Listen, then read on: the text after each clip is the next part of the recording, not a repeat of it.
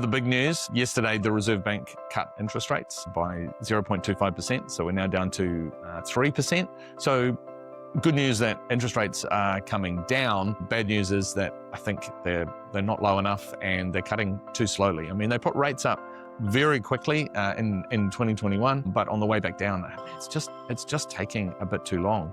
And it's really tough for small businesses, especially, small businesses in New Zealand, if they want to get finance, whether it's to cash flow the business or to grow the business, they want to borrow from a bank. What does the bank want to lend against?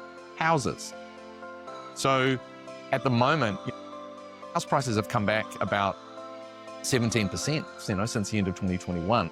So house prices have pulled back, which means when you go to your bank, you've got less ability to borrow money.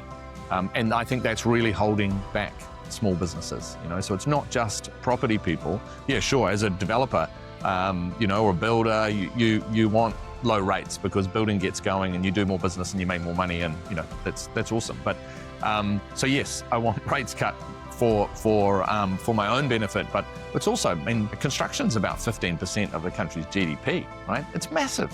It's absolutely huge. And then there's also the issue that if we don't keep building now, especially, smaller, affordable type housing, we're gonna really struggle. I'm digressing. What I wanted to talk about was the OCR coming down, which means that house prices will start going back up. They already are up a couple of percent this year. We seem to have bottomed. We're definitely turning a corner, and this time in a year things could look quite different. The market could be back, could be quite buoyant again. Because at some point this immigration is going to slow down too, people leaving for Australia. As housing improves here, then there'll be more jobs for builders and plumbers and tradies, and a lot of different people rely on the property market. So more people will stay, which means less listings coming on, and the whole thing will firm up. So now I think is a really good time if you've been thinking about property development, getting into property development. Now would be a great time to start learning about it. And that's what my course is for, my property development mastery course. I've put the property development process into 17 steps, right? This is the order that you should do it in. It's all based on my experience, right? This isn't a university course. It's not theory. It's based on 2 decades of doing medium density property development in New Zealand, and I'm sharing what I've learned. It'll save you so much time and hassle. It's so easy to get things wrong, get the order wrong. The number of people who've come to me for advice and they've got beautiful plans drawn up for their sites, and then I look at more information about the site, like the topography, and the site looks like this. It's on a bank, and I ask about retaining walls and about where the sewer and stormwater is, and they don't have the answers, right? That can be a very expensive error to make. So there's a process, those 17 steps, and I've put that into about 42 videos. We spent a lot of time and effort on it.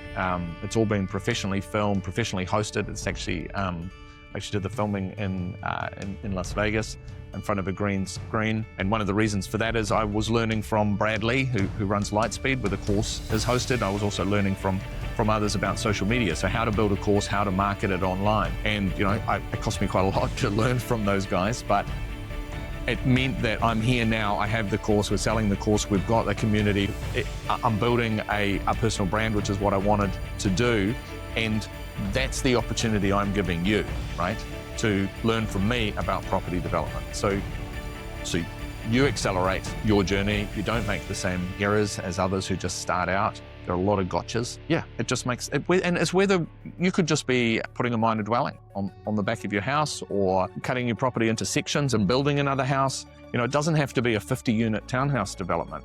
It's all kind of development follows a very similar process. It could also work for industrial property. There's also a process.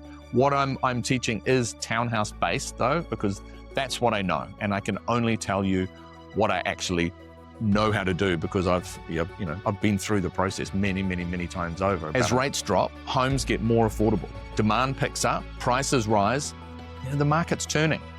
And that's why now is a perfect time to prepare.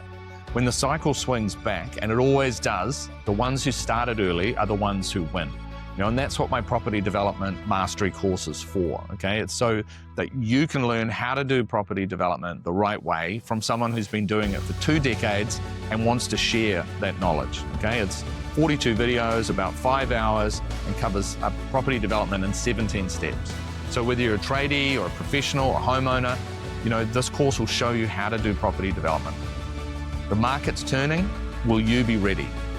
Check it out, propertydevelopmentclub.com.